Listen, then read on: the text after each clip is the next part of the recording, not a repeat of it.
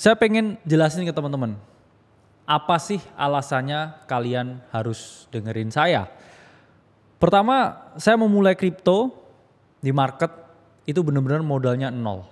Hingga saya ngomong portofolio saya mencapai angka 100 miliar. Saya bukan orang yang baru aja di market. Ini saya terus terang ke teman-teman. Sejak tahun 2013, 14, 15, saya ini sudah berkecimpung di dunia keuangan. Jadi nggak sama seperti influencer-influencer yang teman-teman tahu baru 3-4 bulan buka kelas. Saya udah lebih dari 10 tahun di sini. Dan ini beberapa histori di masa lalu yang bisa saya share ke teman-teman. Saya mengikuti banyak sekali perlombaan, banyak sekali olimpiade di bidang ekonomi, keuangan, akuntansi, pasar modal, dan juga banyak lomba trading yang saya menangkan. Di foto paling kanan itu hanyalah beberapa dari, saya ngomong puluhan bahkan ratusan perlombaan yang saya menangkan ketika saya SMA waktu itu. Nah, untuk perjalanan gimana saya merubah dari nol, kenapa saya bilang nol, teman-teman bisa lihat di video Akademi Kripto ini. Karena saya pakai duit dari istri saya sekarang, dulu masih pacar saya. Dan di 2021 portofolio saya itu dari 30 juta udah jadi 7M. Dan dari 2021 ke sekarang 2025 itu udah naik lebih dari 10 kali untuk portofolio kripto saya sendiri. Jadi gak ada yang gak mungkin buat teman-teman yang mulai dari nol. Dan seperti yang disampaikan Bro Timothy tadi, banyak anggapan tentang dosen palsu dan lain sebagainya. Mengapa saya jadi dosen? Pertama, saya suka mengajar dan juga sharing. Dua, saya ingin berkontribusi lebih ke masyarakat. Jadi meskipun waktu itu saya udah quotes on quotes freedom secara finansial, saya masih ngajar. Ya, ini saya nggak tunjukkan di mana universitasnya, tapi teman-teman bisa cek ya data di PP Dikti dan memang benar saya mengajar di sana. Nah itu sekian pengenalan singkat kepada saya, dan saya ingin bilang ke teman-teman bahwa siklus ini siklus yang paling berat dan ke depan ini akan jauh lebih berat lagi. Mengapa? Dulu 2021 altcoin itu sedikit dan gamenya itu hanya buy and hold. Sementara kalau kita ngomong major altcoin layer 1 ini semua hancur berantakan. Kita tahu Ethereum setelah Dencun upgrade dan juga ETF approval, katalis yang besar banget. Ya kita ngomong harganya drop dari 4.000 ke bawah 2.000. Suatu hal yang tidak di-expect oleh banyak orang dan juga orang berharap flippening. Ethereum market cap-nya lebih tinggi dari Bitcoin, but it did not happen. Dan kita lihat juga Toncoin yang digadang-gadang sebagai this is gonna be the next big layer 1 karena basis user dari Telegram itu sangat banyak.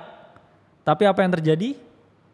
It went to almost negatif 72% dan lebih. Kemudian BNB setelah CZ terkena masalah, kita tahu harganya juga nggak kemana-mana. Kalau teman-teman hold dari 2024 awal sampai sekarang, you gain nothing. Ya, harganya tetap di range 500 sampai 700, which means itu nggak naik signifikan, nggak bisa gulung. Solana yang orang-orang bilang oke, cycle ini adalah pembunuh Ethereum. Kalau teman-teman lihat dari 2024 awal, Solana sempat naik 145%. Tapi sekarang di 2025 ini balik ke harga di 2024. Menunjukkan apa? Bahwa teman-teman ini gain nothing. Teman-teman gak dapat apa-apa. Teman-teman gak punya apa-apa hanya dengan hold Solana. Oke? Nah, Hyperliquid. Orang anggap this is gonna be the layer 1 killer. Apa yang terjadi ya? Semua centralized exchange yang besar ya gebukin Hyperliquid bareng-bareng dan Hyperliquid juga drop secara signifikan ya 66% dari topnya. Meski sekarang juga dia sedang recovering. Nah, game buy and hold itu sudah tidak berlaku lagi. Kenapa? Karena udah terlalu banyak altcoin yang ada di market saat ini. Sehingga teman-teman butuh skill set tertentu, teman-teman butuh approach tertentu yang mana akan saya ajarkan khusus untuk teman-teman di webinar gratis malam hari ini. Gimana caranya? Menghadapi cycle yang kita sebut paling berat ya, kita dapat 2 kali bear market dalam 1 bull market untuk altcoin dan kedepannya akan jauh lebih berat lagi karena semua bisa bikin coin. Pertama, saya setuju dengan Bro Timothy ya, buy into conviction. Dan 2, long only anomaly, strategi yang akan saya jelaskan, strategi favorit saya. Dan terakhir, the big short on altcoins.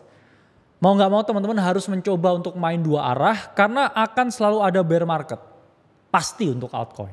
Dan itu kita bisa manfaatkan untuk keuntungan kita menggulung portofolio kita.